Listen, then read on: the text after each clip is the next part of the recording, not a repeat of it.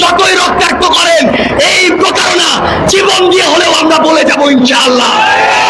ইনকিলাব ইনকিলাব, ক্ষমতা না জনতা, আপোষ না সংগ্রাম, দালালি না রাজপথ, দিয়েছি তো রক্ত, রক্তের বন্যায় দিল্লি না ঢাকা, দিল্লি না ঢাকা, ইনকিলাব ইনকিলাব, সিলেট সিলেট।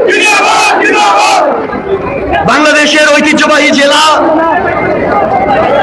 আমাদের এই সিলেটের ঐতিহ্যবাহী উপজেলা ওসমানীনগরে দাঁড়িয়ে আজকের এই পথসভায় আমরা স্মরণ করতে চাই একজন মানুষকে, যেই মানুষ বিগত 16-17 বছরের স্বৈরাচারী আমলের জুলুম নির্যাতনের একজন প্রতীক।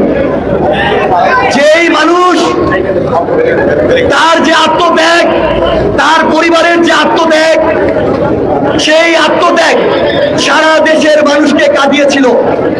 আমরা আজকে শ্রদ্ধার সাথে স্মরণ করতে চাই বাংলাদেশের রাজনীতির অন্যতম ব্যক্তিত্ব, যিনি এই আসনেই 2001 থেকে 6 সালে বাংলাদেশ জাতীয়তাবাদী দল বিএনপির সংসদ সদস্য ছিলেন এবং স্বৈরাচারী শেখ হাসিনার আমলে তার গোয়েন্দা বাহিনী দ্বারা 2012 সালে গুমের শিকার হন। আমরা আজকে তাকে শ্রদ্ধার সাথে স্মরণ করছি।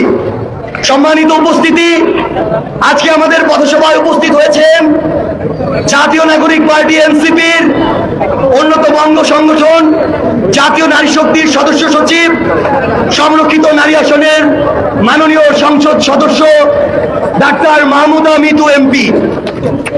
আমাদের মাঝে উপস্থিত রয়েছেন কুড়িগ্রাম 2 আসনের মাননীয় সংসদ সদস্য এনসিপির কেন্দ্রীয় যুগ্ম আহ্বায়ক ডক্টর আতিক মুজাহিদ এমপি।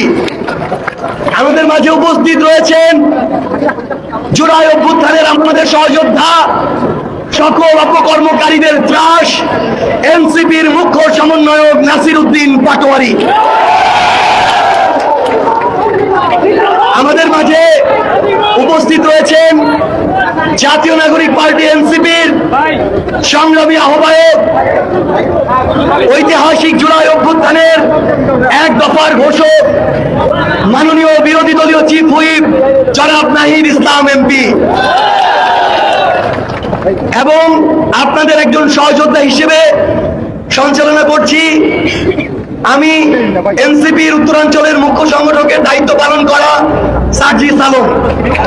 সম্মানিত উপস্থিতি, একটা জিনিস শুধু লক্ষ্য করুন, আজকে আমরা যতদূর জানি আমাদের এই আসনের এমপি হচ্ছে লুনা আপা, ঠিক কিনা?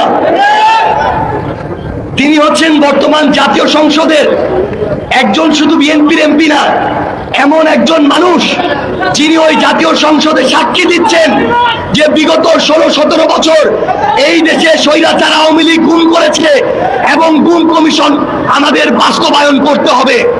কিন্তু আমরা যখন দেখি যে বিএনপি গুম কমিশন অধ্যাদেশ বাতিল করে দেয়, তখন যদি আমরা এটার বিরুদ্ধে কথা বলি, তখন যদি আমরা এটাকে প্রতারণা বলি, আর আপনারা যদি আমাদের আঘাত করেন, আমরা বিএনপিকে বলছি যতই আঘাত করেন, যতই রক্তাক্ত করেন, এই প্রতারণা জীবন দিয়ে হলেও আমরা বলে যাবো ইনশাআল্লাহ।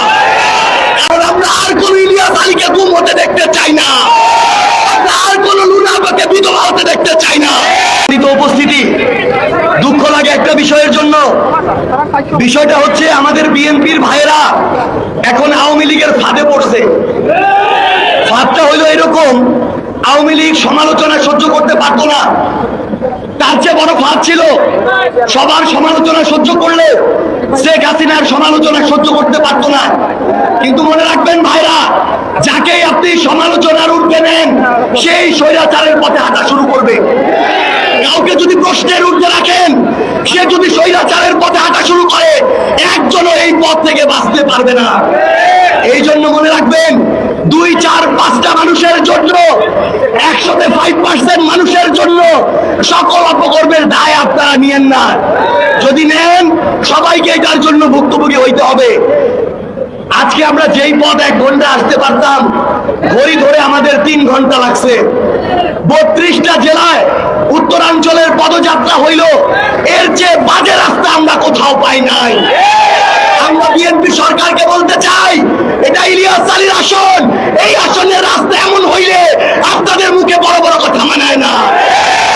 অতি দ্রুত আগামী 6 মাসের মধ্যে এই রাস্তাগুলোকে ঠিক করে এই মানুষের 16 বছরের যন্ত্রণার মুক্তি আপনাদের দিতে হবে।